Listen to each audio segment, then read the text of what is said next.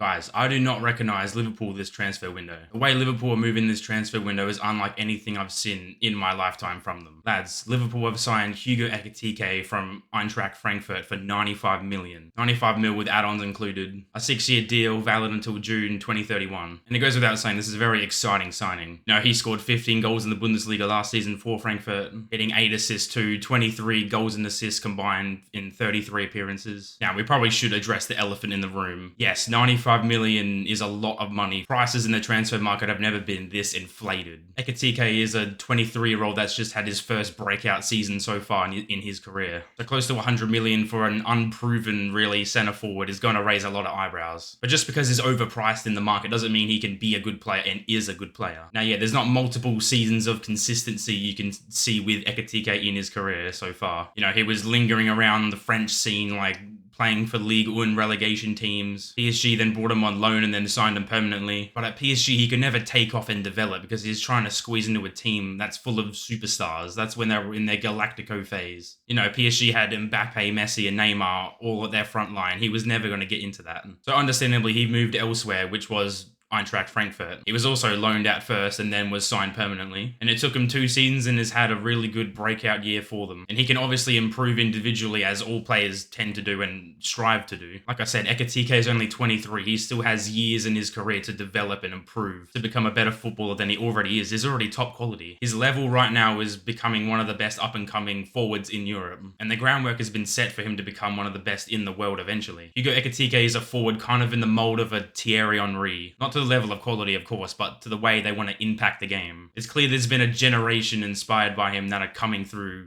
Ekitike, firstly, is so technically gifted with the ball at his feet. He's so technically sound and just comfortable with it. And that's his best attribute. And he's 6'3" for Christ's sake. You wouldn't see a player be that tall with that kind of build and think, yeah, he's going to be technically a wizard. So yeah, he's a very tall and lanky player, but don't let it fool you. Because being technically brilliant, he's also very quick. He likes to be that left forward, not in like an out-and-out winger, but not the sole number 9, but likes to drift from the left and be very fast and direct. Like I said, he's very tall, but there is a weakness to his game. Physically, he is a bit of a lightweight. That's somewhere he can definitely improve his game. That's probably being harsh. Like, he can go to the gym, he can improve that core strength. You know, he's an athlete. That's his job. And become a nightmare to shrug off the ball, along with his great technical ability to have the ball at his feet. You know, he'll be a nightmare. Now, Ekitike exploded onto the scene along with Omar Marmoush for that Frankfurt side that just would lighting up the Bundesliga in the first half of last season. They played a 2-striker formation with those two up front. You know, that's not really that common these days. A proper throwback front two that, you know, link up and contribute for the team and each other. Ekitike was the technical tool target man striker, where Marmoush was the guy picking up the scraps and the spaces in behind Ekitike. Now, as we all know, Marmoush left for Manchester City during the summer window last season. So Frankfurt still had half a season to fight for without one of their crowning jewels up front. They lost one of their 2 best players, but Ekitike didn't show any signs of slowing down. He still finished the season very strong after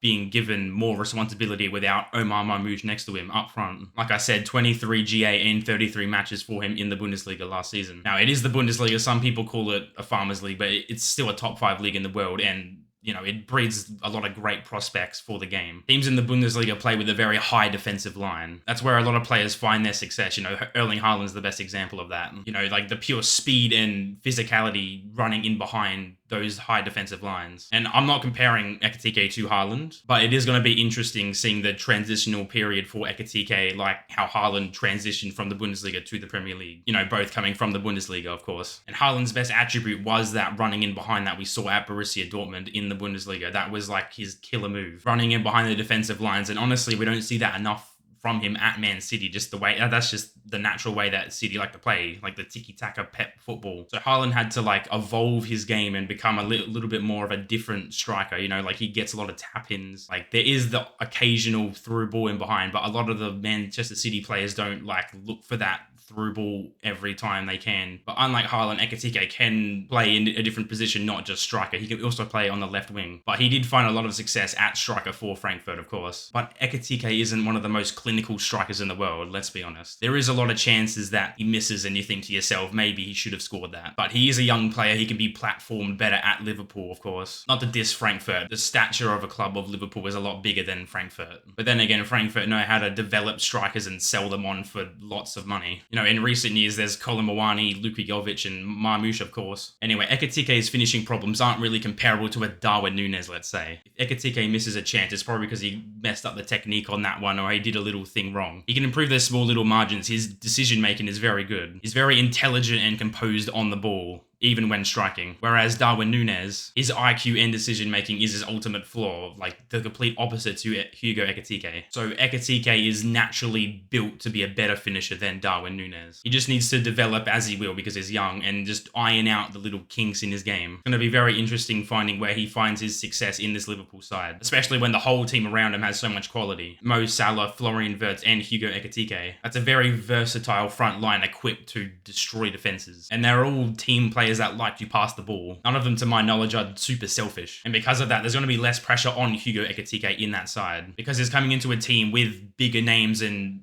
proven goal scorers that are going to have more of a spotlight on them. Even for other clubs, for example, you know, a striker at Arsenal or Manchester United is going to have way more pressure on them to deliver the goals that the team needs. There's a lot of noise surrounding the conversation of the number 9 issues at those clubs. They're a lot more desperate for the goals from their striker. Salah and Wirtz are naturally going to have more demand because of the stature they have in world football right now. So Ekitike is almost playing like third fiddle, fourth fiddle to those guys. Not to disrespect Hugo Ekitike, but you know, you kind of get what I mean. Now we're talking about Liverpool. They've spent 309 million during this transfer window. You know, the main staple names are Kerkez, Frimpong, Wirtz, and Ekitike. And the window's still open and Liverpool reportedly aren't finished yet. Rodrigo from Real Madrid is linked and Alexander Isak from Newcastle is heavily linked. Depending on what happens there, I'll make their own separate dedicated videos. But back to Hugo Ekitike. After Liverpool came calling, he only wanted that move even after other clubs were offering. Newcastle were initially in heavy talks with him before Liverpool swooped in and took him. And that really makes sense for a Newcastle point of view. You know,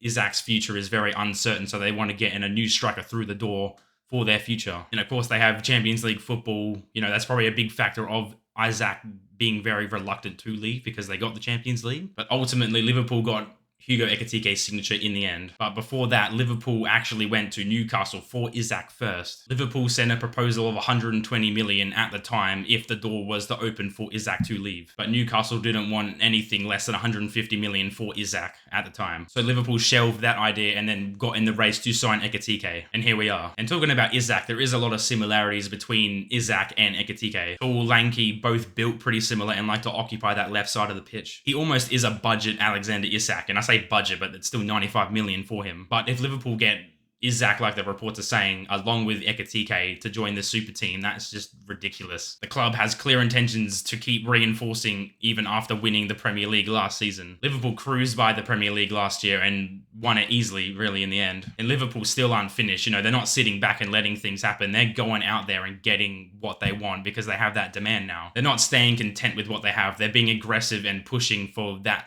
extra bit of success. And it's good to see Arne Slot finally getting players he wants through the door, unlike last season where he just had Chiesa that was like cannon fodder, really. So there really is the question that could this be the best transfer window we've ever seen, really? Ever. World-class players and talents coming through the door like Wirtz, Ekitike. Outgoings like Jarrell Quansah to Bayer Leverkusen for 35 million, you know, for a fourth choice centre-back. Luis Diaz getting priced at around 70, 80 million and Bayern are interested in getting him. An unsure future for Darwin Núñez too. He could go this window as well. Liverpool are doing great business this summer. Yeah, they've been spending a lot of money, but they're being really smart with the choices that they make. And like I said, there's Rodrigo links, Alexander Isak links, you know, just to make it even more unbelievable. It really is going to take a huge fall off from Liverpool to not be favourites next season, or a massive jump in quality from rival teams. You look at how crazy Liverpool are moving with their transfers, and it makes the other Premier League rival teams just look obsolete in comparison. It's going to take a lot from Arsenal, City, Chelsea to really get at this Liverpool side, and I can't wait to see how it goes down in the 25-26 Premier League season. Anyway, that's it from me for this video. Thanks for tuning in, guys. Like, share, subscribe, and I'll see you in the next one. Peace.